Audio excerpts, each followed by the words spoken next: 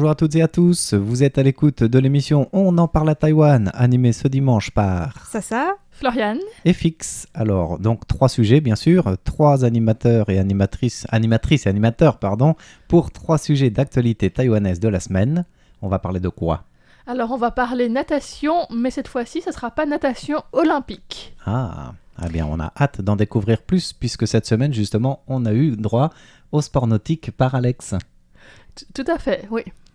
Alors, de mon côté, je vais vous parler de la 15e convergence ou conférence internationale de permaculture qui aura lieu à Taïwan à la fin de l'année. D'accord. Et pour moi, je reviendrai sur les prouesses du barista taïwanais Xie Yichen qui vient d'être champion du monde dans sa catégorie d'art du latte. Waouh, du café Voilà. latte, c'est ça ? Exactement. On a vraiment tenu notre promesse, je crois, parce que la semaine dernière, on avait des sujets plutôt, un Plus peu lourd dans l'actualité. Voilà, et plus on grave. s'était dit que cette semaine, on ferait quelque chose d'un peu plus positif. Alors là, on a 3 sujets, je pense, a priori positifs, non ? Tout Ouais, à fait. Tout à fait. Alors, par quoi commence-t-on ? Eh ben moi, je veux bien commencer par nager, justement. Eh bien, allons-y. Alors c'est pas d'aujourd'hui, ça date de la semaine dernière, le 19 juillet en fait. Mhm. La nageuse taïwanaise Xu Wen-er a traversé la Manche à la nage en solitaire. D'accord. Donc, Waouh. elle a pris un peu plus de 12 heures pour le faire.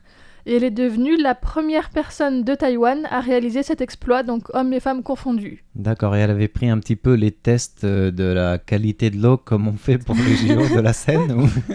Je ne pense pas. Et puis je pense qu'il n'y a pas les... Enfin, c'est pas du tout les mêmes problématiques. les mêmes problématiques. Tout à Il y a fait. effectivement d'autres problématiques qui se posent. Les cargos, les bateaux. Exactement, Oui, c'est ça. les cargos, c'est une des problématiques.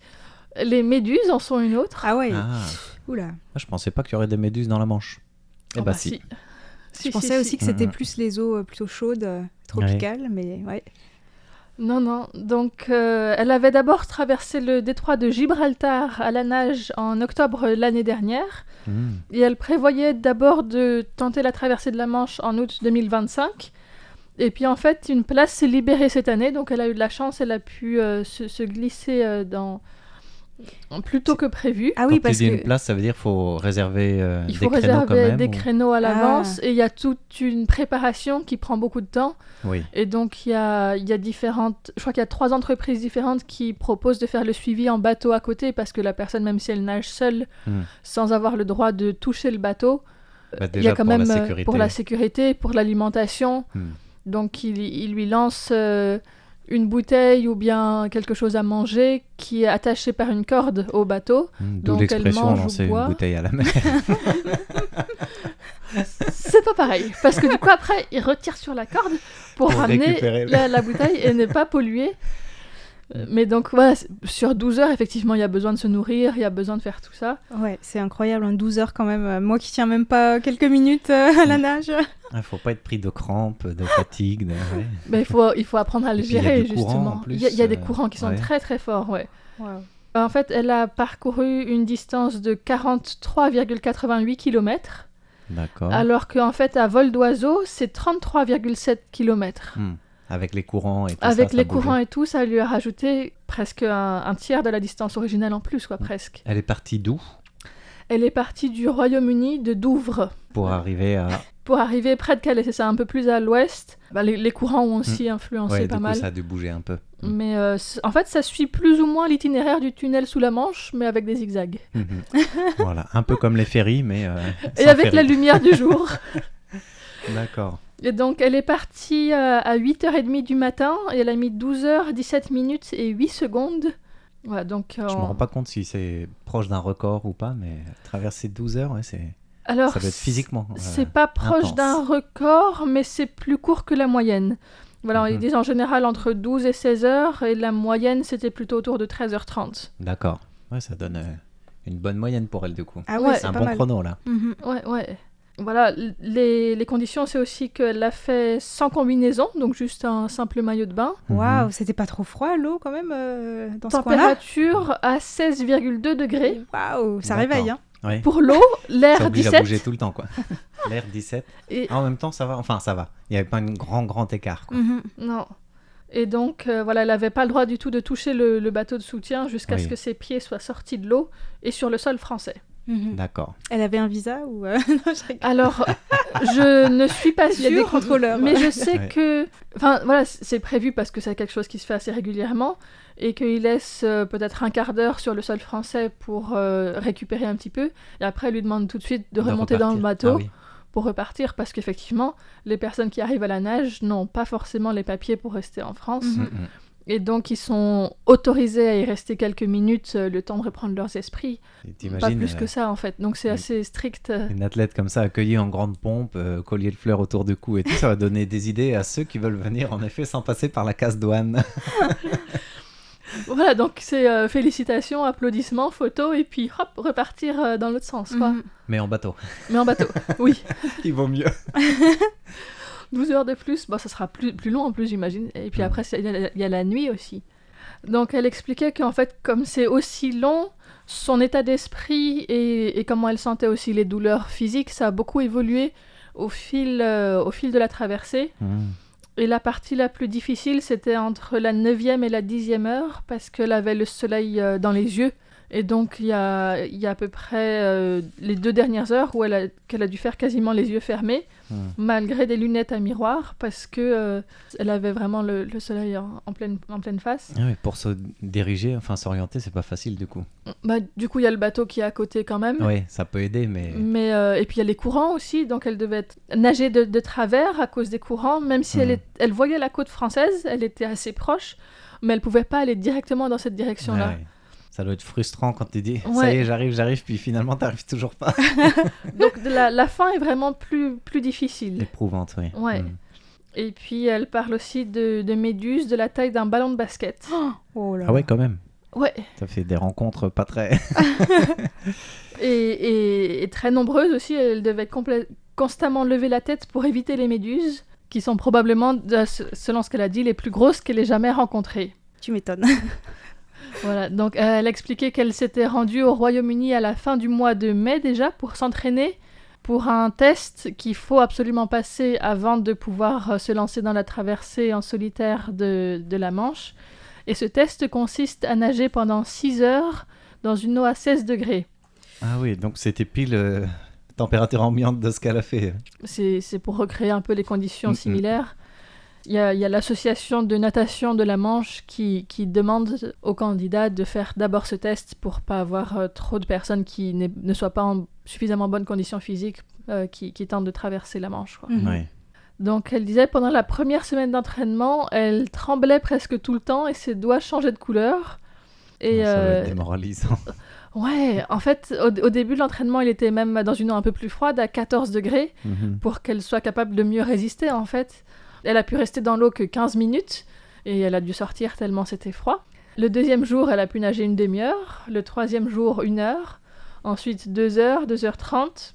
Et c'est le 6e jour qu'elle a passé ce test de préparation, qui était de nager seule pendant 6 heures, qu'elle a réussi donc.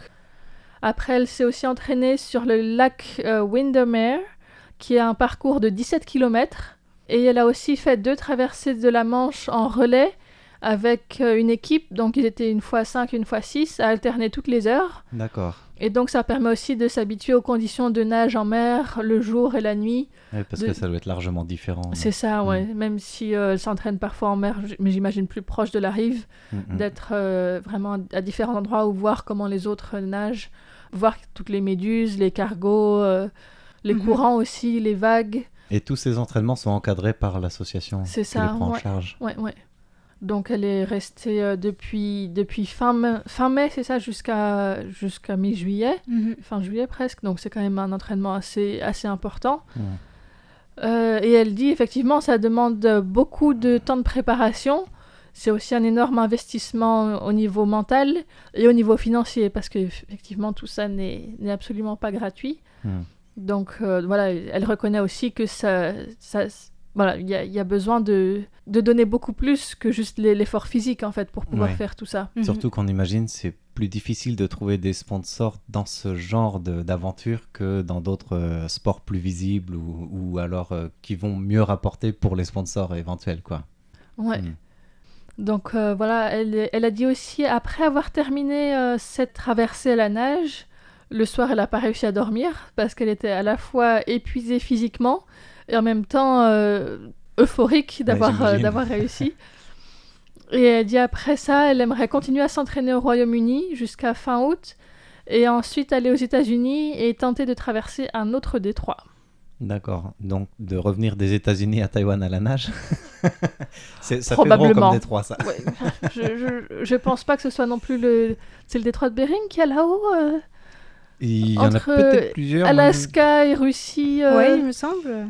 Ouais, alors là, elle peut marcher, je pense. Tellement froid que... Oui, l'entraînement à la température de l'eau, il va falloir s'y remettre, grelotter un peu plus. Sinon, elle peut tenter la traversée entre Taïwan et la Chine, hein, pourquoi pas. Bon, Oui. c'est quand même 120 km, mais... Ça dépend d'où. Si elle part de Tingmen, c'est... Ah oui, c'est vrai, si elle part de Tiananmen, c'est 3-4 km. C'est ça. Là, la difficulté, ce sera pas vraiment la distance ni les courants, ce sera l'accueil à l'arrivée. Voilà, c'est ça. Oui, tout à fait. Pourquoi pas le faire dans l'autre sens, du coup? Un accueil qui la repousse vers Taïwan et elle nagera encore plus vite. Encouragée à justement regagner. Mais bon, 120 km, ça fait quand même pas mal. C'est vrai. Mm. En tout cas, bravo à cette championne qui s'appelle Xu Wen, c'est ça? Xu Wen-er, oui. Qui n'a pas bu la tasse, alors que moi, je vais vous parler de beaucoup de tasses, justement. La Oui, transition alors... était toute faite, il faut le dire. Mais ce sera pas des tasses d'eau salée, par contre? Non, c'est des tasses de café, mais pas n'importe lequel, du latte. Parce que ils viennent d'avoir lieu à Copenhague, au Danemark, 3 jours de finale de championnat du monde des baristas, en fait. Et pour ce championnat, il y a un seul représentant par pays finaliste. Mhm. Et c'est donc le champion national qui représente tout le pays pour faire cette compétition de 3 jours, parce qu'il y a plusieurs catégories et une thématique avec plusieurs produits à faire. Et le Taïwanais qui est champion national, qui représentait Taïwan pour cette édition 2024, c'est un certain Xie Yi-chan, qui a toujours voulu représenter Taïwan sur la scène internationale. Alors pour lui, le fait d'y être, c'était un rêve qui se réalisait. Et en plus, le fait de terminer champion, c'est encore plus que ça. On va le voir dans le détail. Mhm. Il a remporté la compétition, je vous le disais, dans la catégorie art du latte, c'est-à-dire faire les sculptures et des dessins sur la mousse, voilà. Alors on en a déjà parlé il y a pas si longtemps que ça, il y a quelques semaines. Enfin, oui. Une fois c'était en 3D avec une championne de Kaohsiung. Ouais. Et alors je sais pas s'ils se connaissent. En tout cas, c'est pas de cette dame-là ou cette consoeur qu'il a trouvé son inspiration, puisque lui, il a décidé de se lancer par accident dans l'art du latte. Alors, je vais vous expliquer un peu pourquoi. Par accident, ouais. En tout cas, ça a commencé malgré lui, pour ainsi dire, puisque à 17 ans, il travaillait en job étudiant dans un café. Et puis, en préparant le café latte qui lui était demandé, il s'est rendu compte qu'il avait fait un dessin qui ressemblait à une pomme. Et puis, il s'est dit, tiens, c'est rigolo, on peut faire des dessins avec ça. Mm-hmm. Et c'est comme ça que ça a attisé sa curiosité, qu'il s'est dit, si je m'entraînais à essayer de contrôler, alors que la pomme, elle était complètement... incontrôlé au départ, quoi. Et puis par curiosité, en faisant différents tests, il s'est rendu compte qu'il arrivait à faire à peu près les dessins qu'il voulait sur le latte. Et au départ, il avait 17 ans, puis il a continué pendant son job étudiant à s'amuser comme ça. Et après, il s'est dit, il faut vraiment... il a fait des recherches, il a vu que ça existait vraiment, l'art du latte. Il s'est dit, bah tiens, j'ai une passion pour ça, je vais me lancer dedans. Et donc pour préciser, là on est bien sur du 2D, sur les dessins à la surface du café, mais pas avec de la mousse. On n'est pas du 3D où ça va soit déborder, soit... Et voilà, c'est en 2D sur l'art du latte tel qu'il est au championnat du monde des baristas. Et lui, il a commencé à se lancer dans la compétition en 2019, ça faisait 10 ans qu'il s'entraînait. Voilà, à peine même. 10 ans, mais il a commencé à 17 ans, aujourd'hui il a 28 ans. Mm-hmm. Donc, 11 ans après, champion du monde. C'est pas mal. Mm-hmm. Pour quelqu'un qui a fait une pomme par hasard. Ouais, entre-temps, c'est un parcours où il a beaucoup travaillé. Hein. Il a eu plusieurs pépins en dehors de cette pomme, comme il le disait. Puisqu'il s'est lancé dans la compétition à Taïwan en 2019. En se disant, bah, maintenant, je maîtrise à peu près ce que je veux faire. Je vais voir ce que je vaux par rapport à ceux qui font ça d'un métier, en fait. Parce que c'est carrément un savoir-faire et un métier. Il est tombé sur la pomme Covid. Alors, même pas, parce que cette compétition, elle se fait toujours. Mais 4 ans plus tard, l'année dernière, 2023, il est champion national de l'art du latte. Et c'est pour ça qu'on le voit à ces championnats du monde 2024 de Copenhague. Ils avaient lieu du 27 au 29 juin dernier. Mm-hmm. Alors, ça fait un mois. Mais pourquoi on en parle que maintenant? Parce que à son retour à Taïwan, l'association taïwanaise de l'art du latte et du café, c'est une association qui existe, l'a présenté en conférence de presse pour lui remettre les lauriers de la gloire d'être champion du monde, quoi. Et du coup, à l'occasion de cette conférence de presse qui a eu lieu cette semaine, enfin la semaine dernière, on a eu tous les détails sur le cursus de ce jeune, Xie Yijan, enfin jeune, 28 ans aujourd'hui, mais si ça reste jeune. Ouais. Oui, je vous vois me très fusiller du regard. Et voilà, pour lui, la première fierté, comme je vous le disais dans l'introduction, c'est de pouvoir représenter Taïwan à l'échelle internationale. Et pour cela, il a fait un entraînement ardu. Alors un peu comme la nageuse tout à l'heure, il a donné beaucoup de sa personne pour travailler ça. Vous imaginez combien de tasses il essaye de faire par jour pendant les 2 ou 3 mois, pendant les 3 mois qui ont précédé la compétition? Une centaine par jour, Une centaine par jour. Donc plus de 10 000 tasses au total en 3 mois. Plus de 160 000 $ taïwanais investis de sa propre poche, c'est 5 000 € à peu près, pour acheter des grains de café, du lait, et puis faire le café et avoir le matériau nécessaire pour graver en 2D sur ses tasses. Parce que moi, je pensais qu'il faisait ça dans un café, dans le cadre de son travail, parce que si c'est pas du Job café étudiant, que c'est ce qu'il faisait. Quelqu'un peut boire, c'est dommage de faire 100 tasses de café tous les jours. Il n'a pas dit s'il les buvait toutes, s'il les offrait ou pas, mais 100 par jour, c'est... Oui. À tous ses voisins, peut-être. C'est ça. Donc je pense qu'il y a du gaspillage derrière, c'est sûr, mais il s'entraînait. Il a eu des gros soucis de blessures aux mains. Bon, bien sûr, il a des courbatures, des douleurs dans les articulations et tout, mais c'est allé jusqu'à des callosités épaisses à ses doigts, au point que le médecin lui a dit « il faut que tu arrêtes, tu ne peux pas continuer parce que tu vas perdre l'usage de ta main. » Wow. Et lui, il a dit « hors de question, c'est toutes les options sauf celle d'arrêter. Je m'entraîne pour le championnat du monde, j'irai au bout. » Et il ne croyait pas si bien dire parce qu'en finale, il a impressionné le jury par les 3 motifs qu'il a fait. Donc alors, ça ressemble à quoi ce qu'il a fait? C'était pas des pommes? On va y en arriver. Pas du tout, parce que le thème de cette année, c'était un monde diversifié. Et lui, du coup, il a choisi les éléments qu'il préfère depuis qu'il est petit, c'est un amoureux de la nature. Donc la mer, la terre et le ciel pour les 3 produits qu'il devait faire. Donc pour représenter la mer, il a fait un motif de dragon. Le ciel, pardon, que dis-je? Un motif de dragon parce que le dragon, c'est le symbole du sacré à Taïwan, dans toute une partie de la culture. Il y a une grande signification culturelle aussi, presque divine ou de l'au-delà, mystique, qui sait. Et du coup, il a fait un dragon. C'est difficile à réaliser pour qu'on voit que c'est un dragon, sachant que le dragon, tu peux le dessiner comme tu veux, vu que tout le monde dessine un dragon comme il veut, finalement, au final. Mais il a réussi à se débrouiller pour faire un beau dragon qui a fait qu'il a pu faire la 2e phase finale où c'était la mer cette fois-ci et c'est le motif le plus dur des 3 qu'il devait faire d'après lui parce que pour représenter la mer il a choisi de faire une baleine et c'était le motif le plus dur en cela que la baleine est constituée de 7 petites formes qui ressemblent à des feuilles pour lui pour les sculpter sur la mousse de lait quoi. Et c'était crucial de contrôler à la fois la force et le tempo, parce que si tu vas trop vite ou passer vite, tu perds la forme de la feuille, donc tu perds soit l'écaille de la baleine, soit tout simplement la baleine elle-même, quoi. Et puis apparemment, vu que la coupelle en acier qui est mise à disposition pour faire cette sculpture, donc c'est pas une grande tasse à café, mais c'est une coupelle en acier, elle est un peu courbée de manière différente de ce qu'il avait l'habitude de s'entraîner, et ça rajoutait à son défi de faire une baleine normalement constituée, mais elle a impressionné le jury puisqu'il a terminé champion par ces 3 sculptures. Et du coup, la 3e, c'était quoi? Pour la terre Eh bien, il a choisi un animal endémique de Taïwan, à savoir le cerf sika. Donc, il estimait que c'était assez facile à sculpter avec les bois en fait, du cerf, qui représente aussi pour lui l'amour de la terre, quoi. Voilà. J'imagine qu'on mettra ça en photo dans l'article pour qu'on puisse voir ça. Oui. Voilà pour le barista taïwanais Xie Yijan. Alors, le dernier sujet, je vais vous parler de la 15e convergence internationale de permaculture, qui se tiendra à Taïwan du 6 novembre au 8 décembre.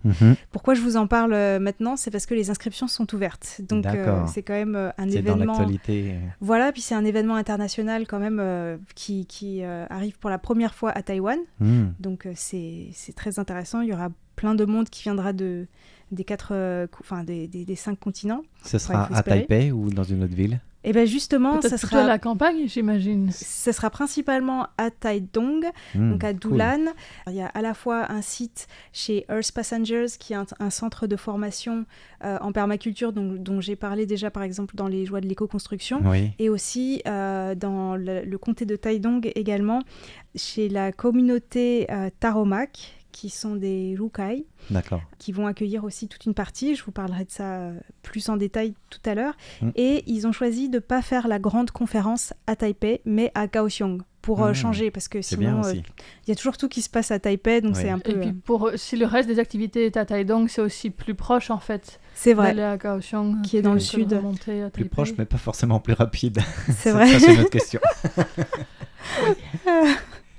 En tout cas, je vous annonce aussi le thème qui est « Connecter les communautés urbaines et rurales pour un futur résilient ».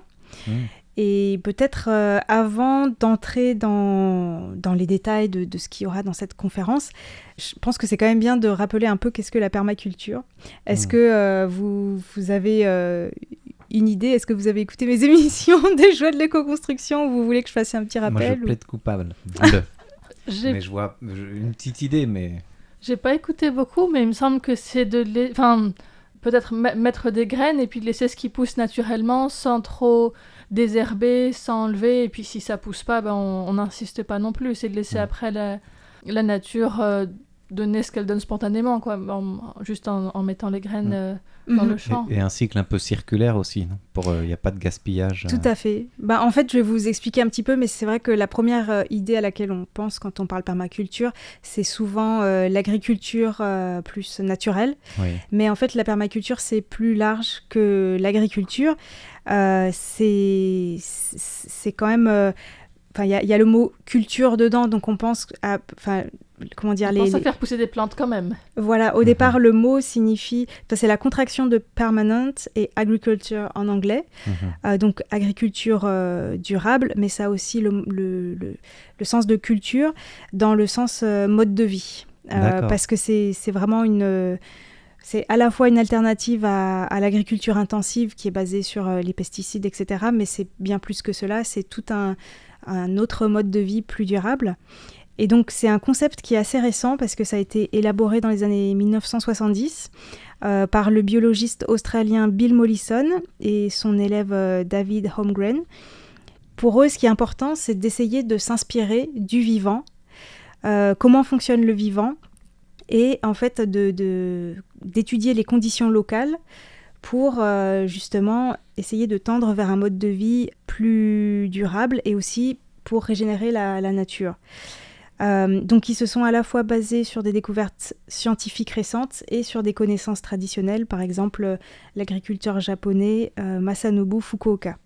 Donc l'objectif dans la permaculture, c'est à la fois de prendre soin des humains, de la terre et aussi de partager équitablement les ressources. C'est parti du principe qu'on est quand même dans une période où on a l'impression que... c'est assez pessimiste avec tout ce qui se passe. On a l'impression que les humains sont un peu... condamnés à détruire l'environnement pour survivre. Or, eux, en fait, ils pensent que si on comprend bien la nature, on peut aggrader les phénomènes naturels, s'en inspirer pour les accélérer. Et en fait, on peut avoir un rôle aussi positif pour la nature. Et en plus, ça nous permet de tendre vers plus d'autonomie. Donc non seulement comment planter des légumes, mais aussi élever des poules, comment recueillir l'eau de pluie, comment créer de l'énergie localement, construire sa maison en matériaux naturels, etc. Et donc, bien sûr, c'est pas du tout basé sur l'autarcie où on serait tout seul dans son jardin, mais sur l'entraide. Donc, il y a aussi toute une dimension sociale. Ça ne se fait pas que si on a un terrain à la campagne, en fait. Ça peut se faire aussi sur son balcon, dans son quartier, etc. Et c'est pour ça qu'on parle plutôt de design en permaculture, en fait. D'accord. On peut designer, on peut réfléchir à comment on va designer un endroit. Et il n'y a pas de recette toute faite, parce que ça va dépendre des conditions locales, de ce qu'on a sous la main, etc. Donc ça s'adapte au lieu et à l'échelle voulue, quoi. Tout à fait. Et donc, comment faire pour faire ce design ? En fait, ce que les gens ne savent pas souvent, c'est que c'est basé sur des principes qui sont en fait hyper larges, comme par exemple observer et interagir. Donc, c'est-à-dire observer avec la nature, interagir et voir quand on fait des choses différemment comment ça change. Travailler avec la nature et pas contre. De considérer que le problème est la solution. Favoriser la diversité. Capter et stocker l'énergie, obtenir une production, appliquer l'autorégulation, favoriser les ressources renouvelables et utiliser les déchets, intégrer plutôt que séparer, etc. Donc après, c'est comment on peut mettre en pratique ces principes, que ce soit sur un terrain à la campagne ou sur son balcon ou autre, en fait. D'accord. Voilà, du coup, j'espère que vous avez un petit peu compris ce que c'est la permaculture. Et donc, la convergence internationale en permaculture, c'est organisé tous les 2 ou 3 ans. Et c'est bien plus qu'une conférence. Oui. En fait, il y a à la fois une formation de formateurs pendant 2 semaines. Ensuite, une formation à la permaculture. Là, ça sera en anglais pendant 2 semaines avec des gens aussi qui viennent du monde entier. D'accord. Et il y aura 2 jours de conférences internationales à Kaohsiung avec notamment David Holmgren, qui est l'un des cofondateurs de la permaculture, avec des professeurs assez connus comme Robin Francis, Satish Kumar et beaucoup d'autres intervenants aussi. Et ensuite, dans la communauté de Taromak chez les autochtones à Taidong, pendant 4 jours, il y aura en fait des centaines de présentations, des ateliers, des démonstrations, des forums. Et ce sera aussi l'occasion de voir les savoir-faire des Rukai dans leur communauté par rapport à la forêt, etc. Ouais. D'où l'importance d'être sur place. Tout à fait. J'espère que je pourrai y aller en reportage. Ah oui, on espère aussi. Oui, là, tu ne peux pas ne pas y aller, enfin. Alors, pourquoi est-ce que ça a lieu à Taïwan ? Tout simplement parce que la dernière convergence internationale de permaculture, Earth Passengers, donc, qui sont à Taidong, ils se sont portés candidats, ils se sont dit pourquoi pas, on va essayer. Et en fait, ils se sont fait élire par tout le monde. Donc voilà, ça, c'est quand même beaucoup de travail. Pour tous les volontaires qui organisent. J'imagine, oui. Mais ça va être super, je pense, en termes de visibilité pour Taïwan, pour qu'ils puissent montrer tout ce qui se fait dans tous ces domaines. Et puis, bénéficier aussi du partage d'expériences de toutes les personnes qui vont venir de plein de pays. On prend rendez-vous pour des prochaines émissions, alors. Et donc, ça sera quand ? Est-ce que tu peux nous rappeler les dates ? Oui, alors ça sera du 6 novembre au 8 décembre. Voilà. Le rendez-vous est pris. Donc si vous aimez la permaculture, si vous aimez Taïwan, c'est peut-être le moment de venir. Si vous avez envie de visiter la région de Dulan, et par là qui est magnifique aussi, ça peut être l'occasion de mettre les mains dans la terre et découvrir quelque chose de nouveau aussi, même si on ne connaît pas trop. Tout à fait. Ça a l'air d'être un bon endroit où passer 2 semaines. Voilà, sur ce, on arrive déjà à la fin de l'émission. Merci beaucoup de nous avoir écoutés. Merci de votre écoute. Merci. Et à la semaine prochaine. Bye bye.